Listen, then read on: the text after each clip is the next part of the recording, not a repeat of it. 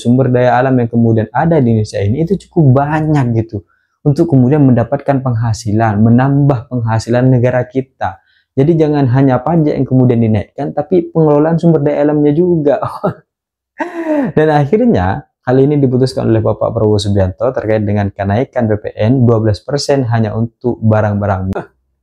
Dan ternyata yang melaporkan adalah staf anggota DPR. Wah, bisa gitu ya, staf anggota DPR melaporkan anggota DPR.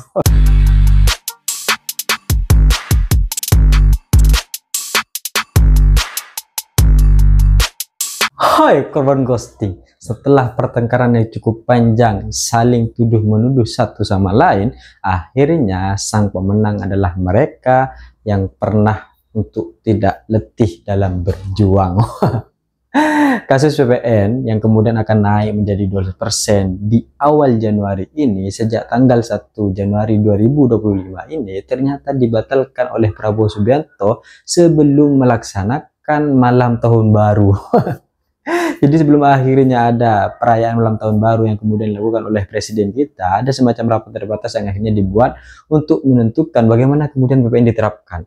Akhirnya secara resmi berbagai macam persoalan-persoalan setelah berbagai macam perdebatan-perdebatan panjang antara PDIP dan Gerindra serta berbagai macam lembaga-lembaga lain dan berbagai macam pendapat-pendapat para ahli, akhirnya PPN batal dinaikkan menjadi 12%. Wah.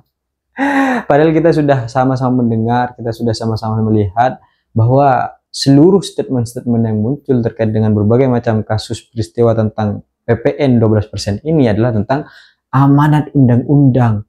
Ya sudah, dijalankan saja, itu sudah menjadi keputusan yang sudah diundang-undangkan. Jadi pemerintah, baik itu eksekutif dan legislatif, menjalankan amanat ini sebagai amanat undang-undang. Tapi akhirnya hal itu ternyata buktinya di akhir bisa diselesaikan, bisa diubah sesuai dengan apa yang kemudian menjadi kebutuhan masyarakat. Karena mau gak mau sumber daya alam yang kemudian ada di Indonesia ini itu cukup banyak gitu untuk kemudian mendapatkan penghasilan, menambah penghasilan negara kita. Jadi jangan hanya pajak yang kemudian dinaikkan, tapi pengelolaan sumber daya alamnya juga.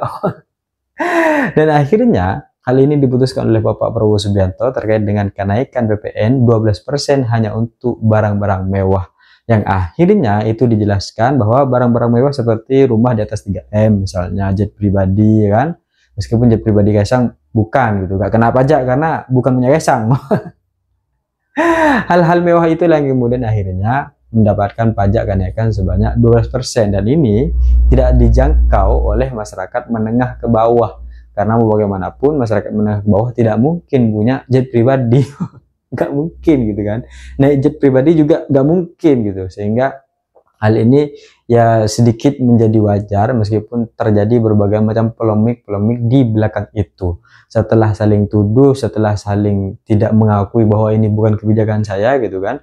Padahal itu dibuat dan diinginkan oleh mantan presiden kita sebelum Bapak Prabowo Subianto. Karena itu diusulkan oleh pemerintah kepada DPR kemudian disahkan bersama-sama gitu kan. Tapi inisiatif ini muncul dari Bapak Presiden kita, Presiden Joko Widodo, sehingga itu yang kemudian akhirnya diterapkan. Tapi akhirnya semuanya dibatalkan untuk kemudian kesejahteraan masyarakat. Karena Bapak Prabowo ini cukup melihat bagaimana kemudian perasaan-perasaan, keadilan-keadilan ingin diberikan. Meskipun ada berbagai macam kebijakan-kebijakan masa lalu yang sudah mencekam dia lebih dulu. Jadi kalau dari urut makanya ini agak-agak bingung-bingung gimana gitu, tapi gak apa-apa, karena seiring berjalannya waktu kebingungan-kebingungan itu akan hilang, maka Prabowo akan berdiri sendiri setelah 6 bulan dia menjabat, setelah 6 bulan beliau ini menjabat. Dan dari kasus-kasus ini akhirnya kita bisa melihat bagaimana kemudian salah satu anggota DPR yang waktu itu sempat dilaporkan kepada Mahkamah Kehormatan Dewan. Siapa itu? Rieke Diah Pitaloka. Jadi dia semacam seorang yang provokatif untuk kemudian menolak kenaikan PPN ini ditunda atau tidak diadakan sekalian atau dibatalkan sekalian terkait dengan kenaikan PPN menjadi 12% ini.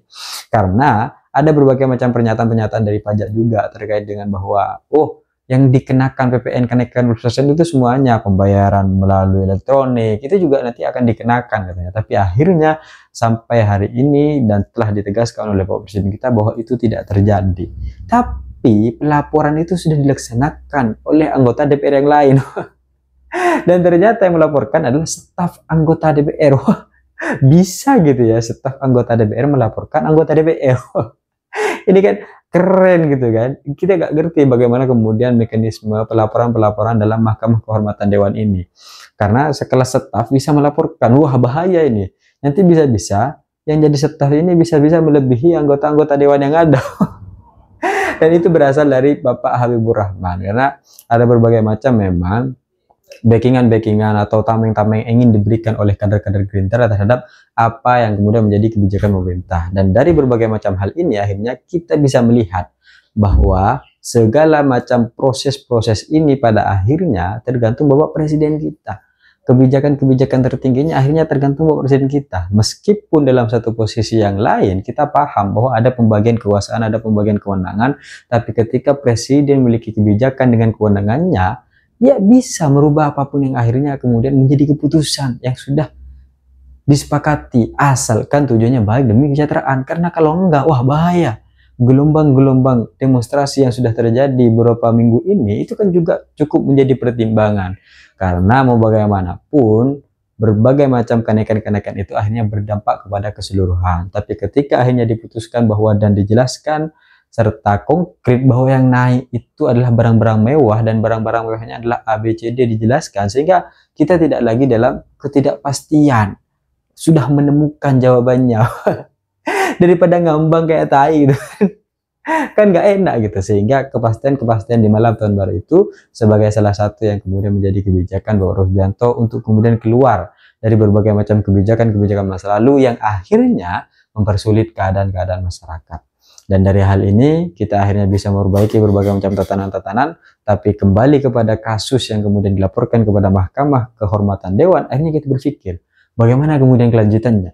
Sedangkan PPN sudah batal untuk dinaikkan. Setelah pertengkaran panjang, semuanya mendukung untuk kemudian mempertahankan kenaikan PPN menjadi 12%. Di malam tahun baru, Bapak Prabowo membatalkan itu. Ini kan repot gitu kan. Menteri-menterinya sudah bilang A, ya kan. Kemudian diputuskan B. Bingung mereka ini, berhenti menterinya ini. Tapi apapun itu, terima kasih atas semuanya. Dan kita tetap akan lihat bagaimana kemudian penerapan ini terus dilakukan, dan bagaimana kemudian kebijakan tetap masa depan tetap berpihak kepada masyarakat dan menjadi kebutuhan masyarakat.